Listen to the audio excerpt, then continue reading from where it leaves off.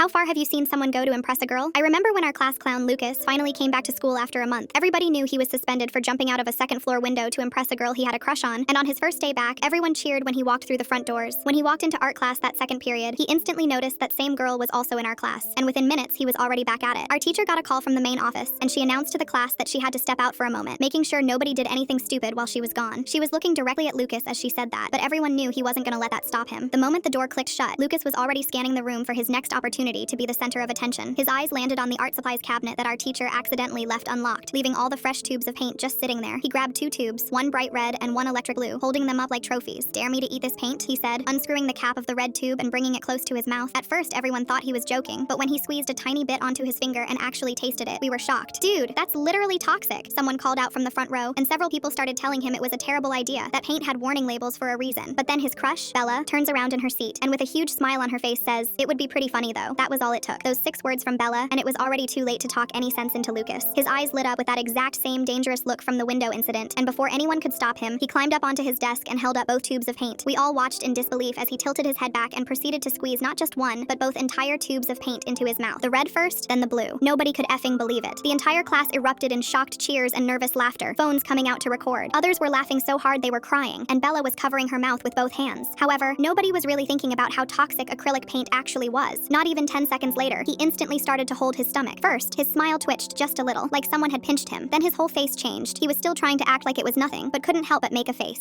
He tried to say something as he climbed down from the desk. Then everyone started to notice something was wrong. The class started getting more silent. As we realized what was happening to him, his hands went to his stomach, fingers pressing hard into his shirt, and I could see the exact moment the panic hit his eyes. "Oh no, maybe I shouldn't have done that," he whispered, but we all heard it. Our teacher was still gone, and Lucas started pacing. He kept mumbling, "Why did I do that? Why did I do that?" over and over. Someone said, "Dude, go to the bathroom." But when Lucas tried to answer, his mouth moved wrong. "Somebody get the," but the words came out slurred. "What?" I said, but he wasn't thinking straight.